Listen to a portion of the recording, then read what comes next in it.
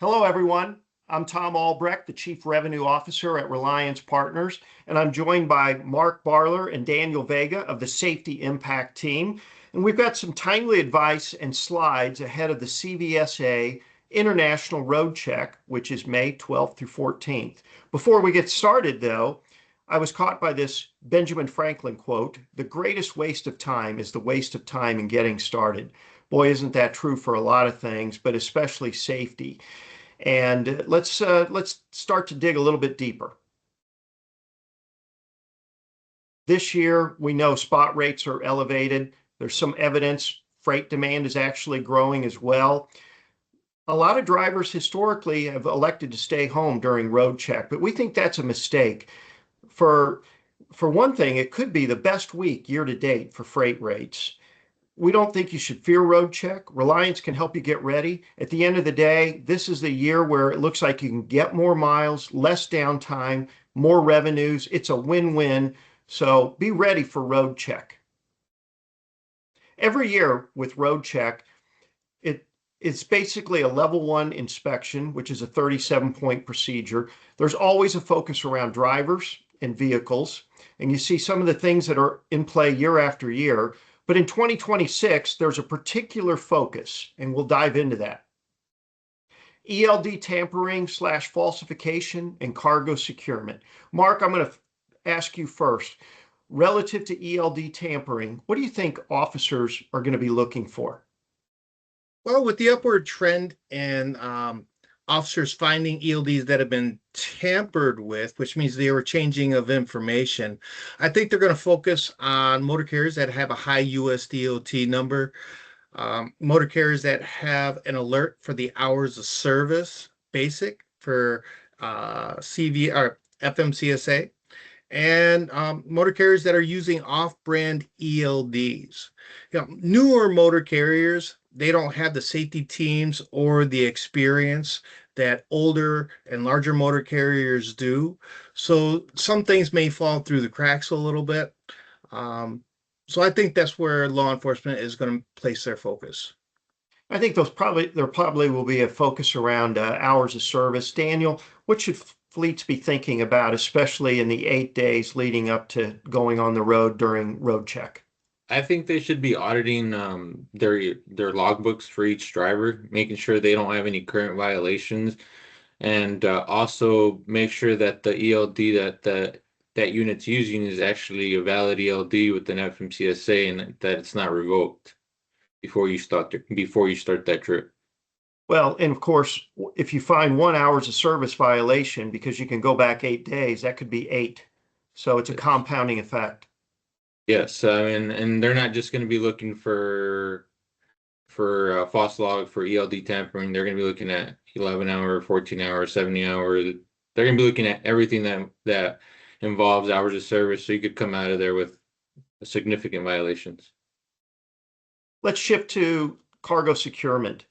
You got vans, reefers, intermodal equipment, flatbed. There's all sorts of dynamics, chains, hazmat, road vibration, nylon straps. Let's just start with road vibrations. Mark, what's your advice to make sure that if the vibration has caused some movement of the cargo, how should motor carriers continue to look at that so they're operating safely? Well, motor carriers, especially flatbed, motor carriers that are operating flatbeds, they should stop every few hours to check their load securement method. If they are using nylon straps, make sure that they're using edge protection on any part of the load that strap may be in contact with that could have that could be abraded. It does not take long for a nylon strap to get cut through just because of the vibrations of the vehicle going down the road. Daniel, what about you? Chains or hazmat? Any advice real quickly? Just make sure that they're in good working condition. Any strap you're using or any chain, make sure that hazmat is secured, and also not just that general cargo, but if you have the extra tires underneath the trailer or any other personal equipment you may be using, make sure that's also secured, because they're going to be looking at that as well. I've seen a lot of videos of drivers that have been pulled over and the load has not been secured properly which means there could be a safety issue. From your guys' experience, are enough motor carriers consistently training drivers on proper load securement? I think when it comes to flatbed operations, motor carriers are doing a lot of training on it, but you can never have enough training for it. When you're doing your load securement, if you have to think, is that enough load securement? Probably add some more, because if you're questioning it, law enforcement is going to question it as well. There's a lot here in play, May 12th through 14th, and we could spend hours going over things. But let's go to the next slide here, because everything is in play that, as we described earlier, it's not just going to be about ELD or cargo securement. Anything that they identify that's off, it could result in a violation. We're here ready to help. You see the contact information for Daniel and Mark. We've also got one other way that we've been trying to help motor carriers.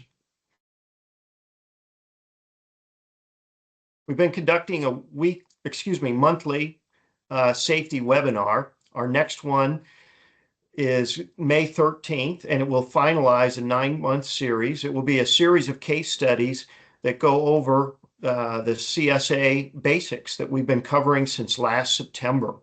We also have our 5th annual Trucking Matters Conference in Nashville on July 22nd and 23rd. All of the conference content is July 23rd. Look for registration opportunities there through your agent or on all of the socials. Guys, whether it's CVSA International Roadcheck or other tune-up opportunities, what's your final word to our audience? My final word is to operate safely.